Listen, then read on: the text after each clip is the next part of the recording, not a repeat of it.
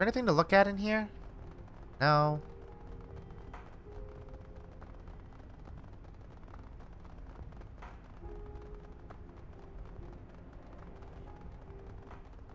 A piercing howl cuts through the silence of the empty station. It's distant, but probably won't be for long. Better move and move quickly. Gaichu sniffs the air, expression intent. Guard dogs. They are headed our way, undoubtedly tracking us by scent. We need to keep moving or they will be on us very quickly. Sure.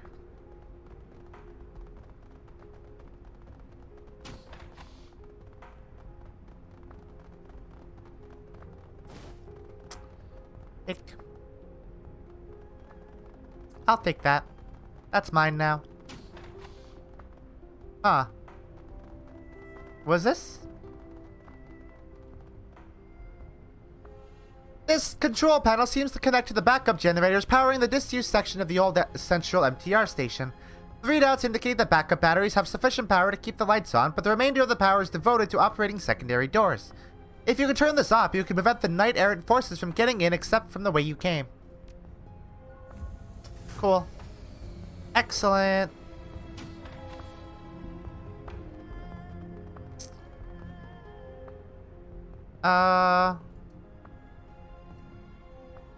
We can just go this way.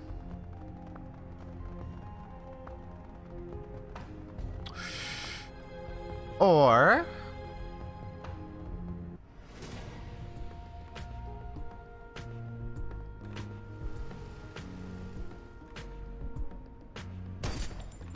Hi! It's not a mechanic that I get to use very often. The whole, just being able to attack people whenever I want thing. It's very fun. Oh, shit.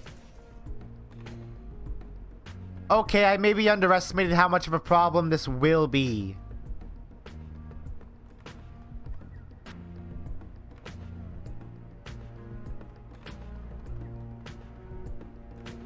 Because they got turrets, and we don't.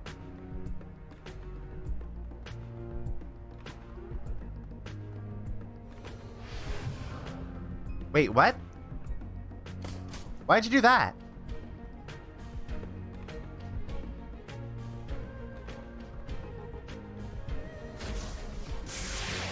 Ow, fuck.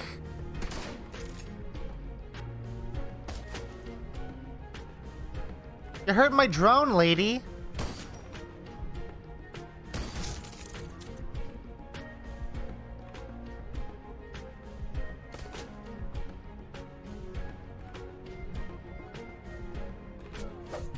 No, don't do water, you dumby.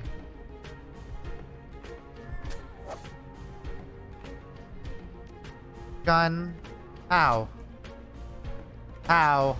Gun! Beautiful. Oh, did that actually power down the turrets? I think it may have.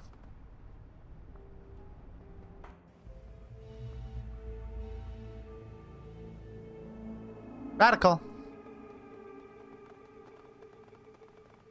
As you move through the MTR station, several figures move to interrupt your advance. The leader is obvious, a hulking brute of a troll.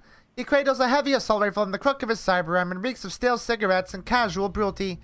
The name Steeltooth is stenciled across the flak vest beneath his jacket. His eyes narrow as you approach. That's far enough for you, punk. Steeltooth gestures toward you with the barrel of his gun, taking a drag from his cigarette. My crew's had a long night.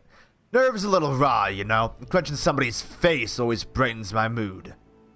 Let me speak to you in small words so you don't misunderstand. He takes a long drag on his cigarette, exhaling the smoke through his nose. Give us the prototype laser, or we're gonna kill you so hard your ancestors feel it.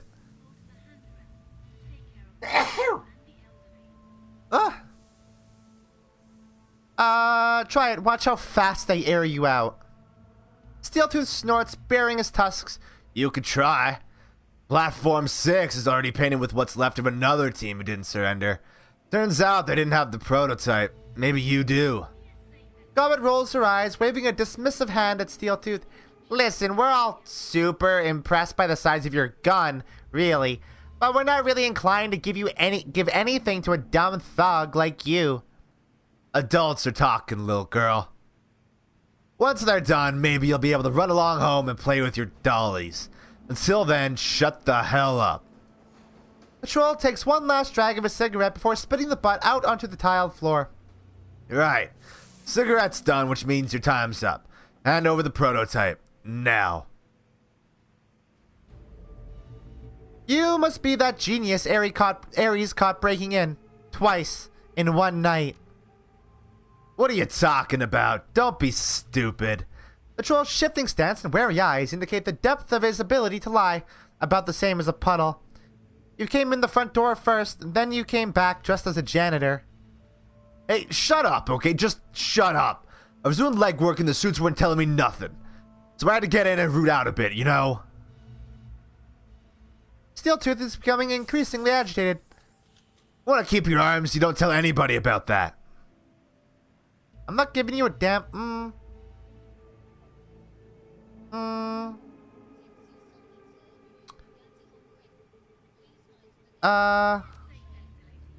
Bullshit. Nobody dumps a payday like that, not unless they got no other choice. He fingers his rifle's trigger nervously, however. They had guard dogs following us by scent, and the laser had a tracking device on it. Ah, hell. Still, though, I ain't buying it. Tell you what, we strip search you. If you don't have it, you can be on your way. How's about that? To hell with you. I'll just murder all of you. That's, like... I was trying to talk my way around it, but it was gonna come to that anyway, right? Why'd you hit my drone? It's not even activated. Why'd you do that? Wow. 91%, huh? That's what a 91% gets me.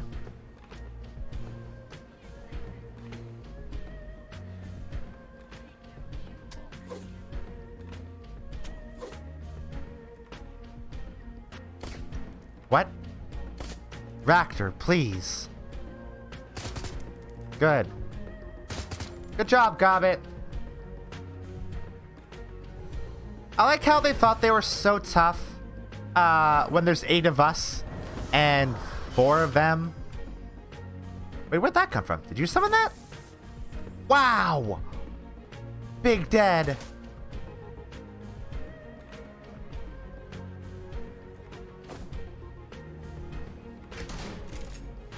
That was a terrible shot, bro. A+ job trying, though.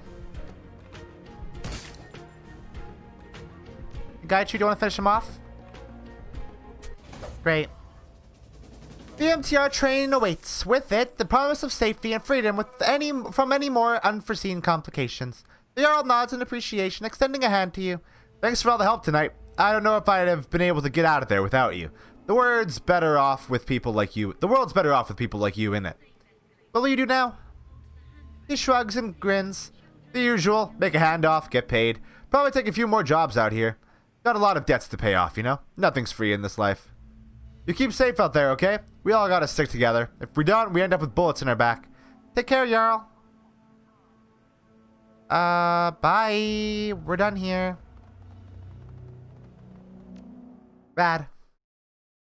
Mission mostly accomplished, I guess?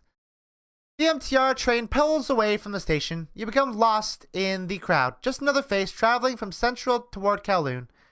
Every second puts blessed distance between you and the hornet's nest of knight-errant soldiers you've left in your wake. With the data planted and the GPS module in your possession, it seems certain that Ares Asia will place the blame for your run at the doorstep of the Red Dragon Association. The loss of the prototype laser is unfortunate, but allies are often more valuable than gear, especially in the shadows. With any luck, they'll be able to pay you back soon enough. Cool. Excellent. Another run in the bag. And now, because we got the self-repair module from there for Raptor, Crochet will be even better, and Raptor will be an indispensable part of the team. Unreasonably so. Because, like, Crochet gets real good. Alright. let's try to level up my decking, I think. Which means I need to level up my intelligence. Yikes. It ain't easy going, huh? Alright. I think the rest of my karma from now on is going to have to be put into my specific skill set. No more deviations. Your comm link chirps. It's kindly Cheng. Hello, Auntie. Hello, my darling. There's a thrill in her voice that you haven't heard before.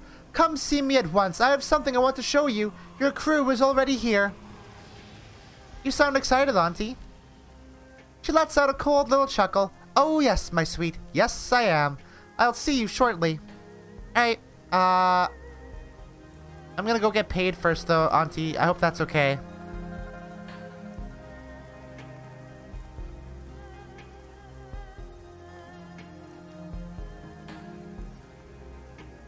I can't.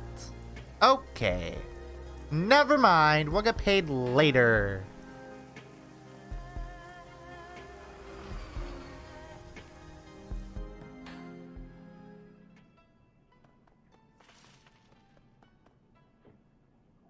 As you walk through the mahjong parlor, you see your crew waiting for you, clearly uncomfortable to be so close to the triad boss. Then you see why. Kindly Cheng's cheeks are flushed and glowing. She's already hit the bottle pretty hard. Ah, Alleycat, you're here. Excellent. Yes, Alleycat, it is good to see you. They both have expressions that say they'd rather be anywhere else. Nice to see you all. Should we grab a table for some maj? Shut up, Alleycat. I have important news. Kylie Cheng takes out her PDA and gently places it on the table in front of her. I love that she just immediately was like, no, fuck, shut up. This big news. The wiretap we placed on the police force has borne fruit. Her mouth breaks into a wolfish grin, her eyes... Wait. Her mouth breaks into a wolfish grin and her eyes take on a feral gleam. She appears fueled by alcohol and vengeance, a hungry beast on the hunt. My people have discovered a snippet of a recorded video call between the plastic-faced man and Chief Inspector Crate of the Special Duties Unit. Wow. This should be good. Should we take a seat? Unfortunately, it's only a snippet. There were some technical difficulties with the tap. She glances at Bao, who nods back at her. The person responsible has been sacked. Cheng reaches out a lacquered fingernail, hunts for the button she's looking for, and stabs it in victory. There's a loud crackling noise at the beginning of the recording, followed by a squelching squeal that makes Gobbet cover her ears in pain. When the video recording begins, the man's voice sounds far away as if he's talking through a thick pane of glass. The woman's is louder, closer. Say that again? There's something wrong with this line. I said my client wasn't interested in hearing more excuses, Inspector. That's what I thought you said. I'm not making excuses, mister. I have a department to run. Not for much longer, if those two Westerners aren't found. They're linked to this Raymond Black somehow, and my client wants them out of circulation immediately. The two runners are his accomplices too, the little orc and the dwarf with the cyber deck. Gobbet looks at Isabel wide-eyed and swallows hard. Isabel winks back reassuringly. I am aware, Inspector. Thank you. We don't know how much any of them know, and my client is adamant that the risk be mitigated immediately. I've already made this the SDU's highest priority. If Josephine wants more resources on it, I'm going to need allocations from elsewhere in the department. That is a problem that can be easily dealt with. My client wants this over now. No more excuses, no more fuck-ups, no more cops floating in the river. Kylie Cheng smiles at that and pours herself a shot. Tell her we're redoubling our efforts. Very good. Dead or alive, you bring them to me. My client requires my personal verification that the threat has been eliminated. Hang on, this line is getting worse. There's a sharp crackle and the recording ends. Kindly Cheng picks up her PDA and puts it away with a smile. She unscrews the cap on her bottle and pours herself a shot with a flourish. That's the guy we saw in the surveillance footage, the one who killed Raymond Black. She leans into the PDA. That plastic face looks a lot cooler up close. I think it's kind of pretty. That video doesn't tell us much. I mean, we already know that there's an APB on us. All we're sure of now is that the man with the plastic face is definitely working for someone else. This Josephine. Is that all we have, Auntie? A first name?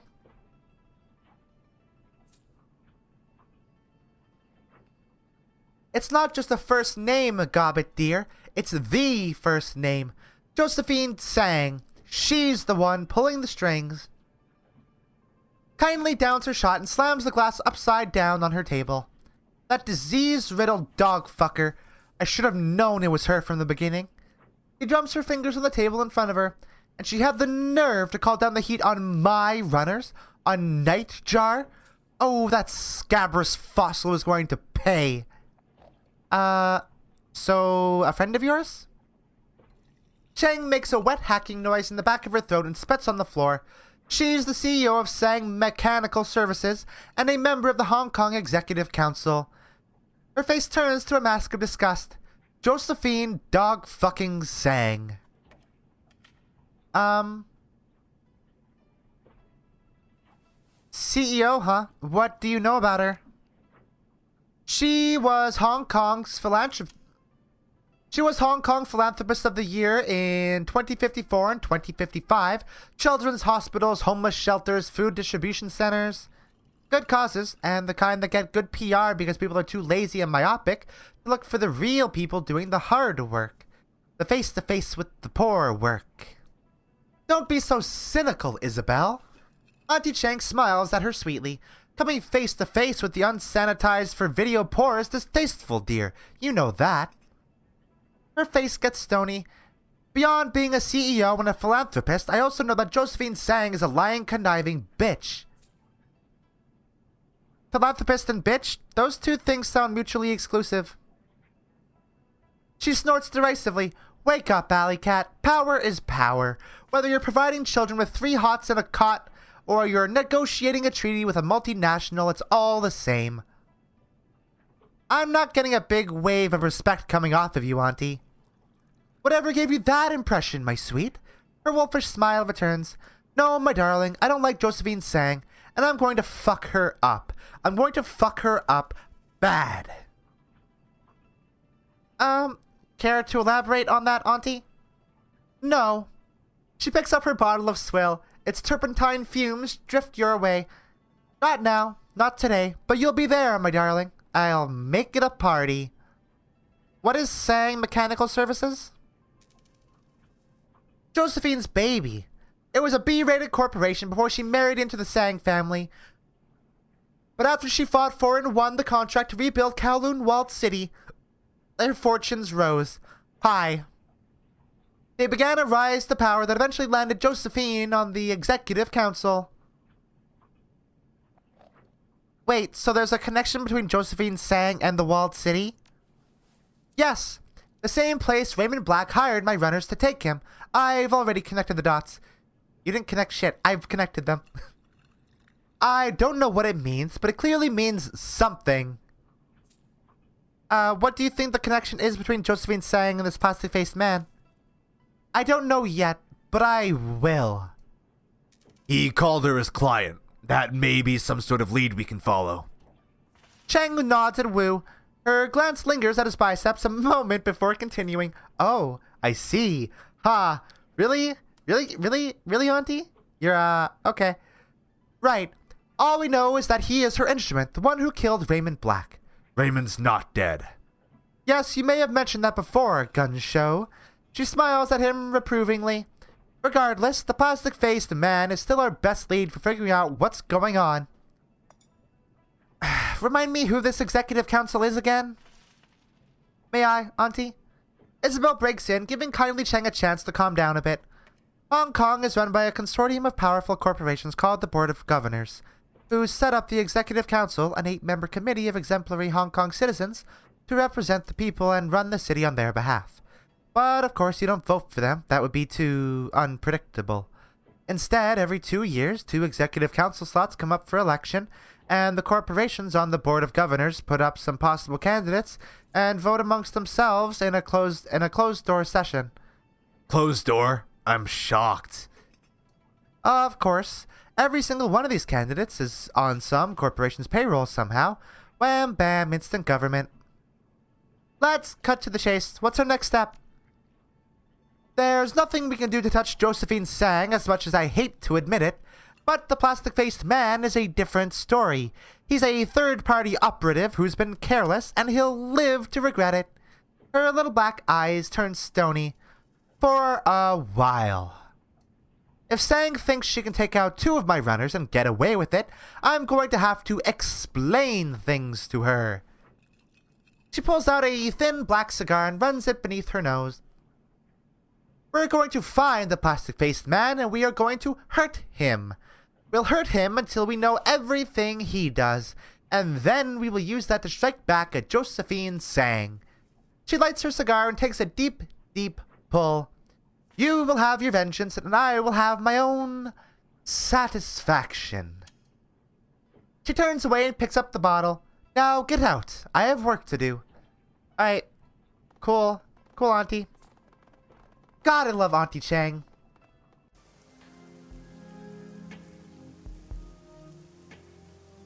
She's just like the fucking coolest. I love just like the way she speaks. Like she has this like sickly sweet like exterior, but then that slips away every now and then, and you get this like this just like tough bitch that's like, I'm gonna fucking murder you. And I am all about that. Oh, we did already post the previous pay data. Okay, that's good to know. Wait, what? It just says... Okay. Did I forgot to get the pay data from that mission. Fuck.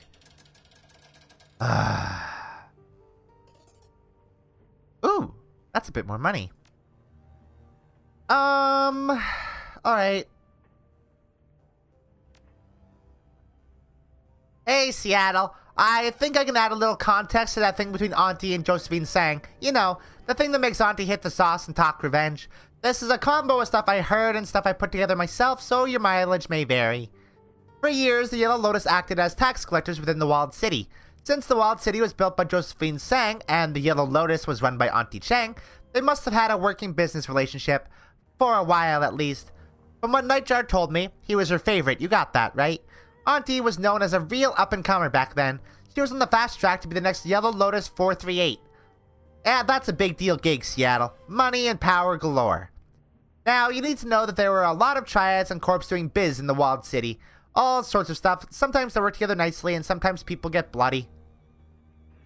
The way that I heard it, Auntie came up with some sort of grand plan to consolidate business in the Walled City. The power would be split between the Yellow Lotus and Sang's company, and everyone else would get cut out. If her plan worked, Auntie would rise in the Lotus like nobody's business, and Josephine Sang would make long bank. There was a catch, though. In order for the plan to work, both women would need to jump through a lot of hoops.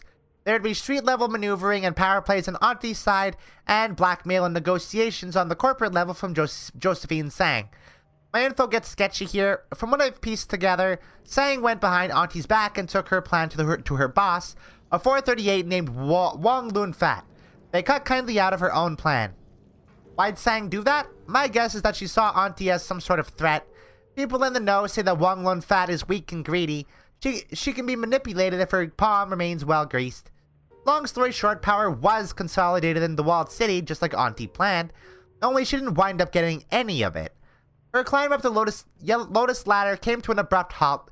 She's still a straw sandal just like she was before Sang backstabbed her, and now she's stuck in Hioi like fly in an amber. I'd be pissed too if it were me. That's totally fair, Gobbit. Dream time.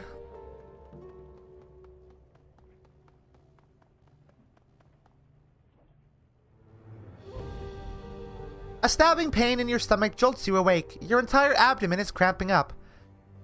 You roll in your cot, willing the shooting pains that radiate from your stomach to go away. Your mouth is bone dry and your tongue is swollen.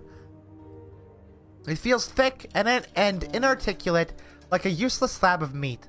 A quick glance at your PDA tells you it's 4 a.m. Outside of your cabinet, the rest of Hioi sleeps. All that you remember of the dream that you awoke from is a horrible, unfulfilled yearning and a need to get to where you were going first. Others were behind you. You could feel the heat of their breath on your neck. If you were to beat them to your destination, you could slam the door in their faces, keep them out and away from what was yours. But if they overtook you, you would feel that terrible longing forever. As you grasp at your last fleeting memories of the dream, a wave of exhaustion washes over you. It feels like you've been drugged. You collapse back into your cot and into a black, dreamless sleep. When you open your eyes again, the sun filters in under your door. It's morning. Rough.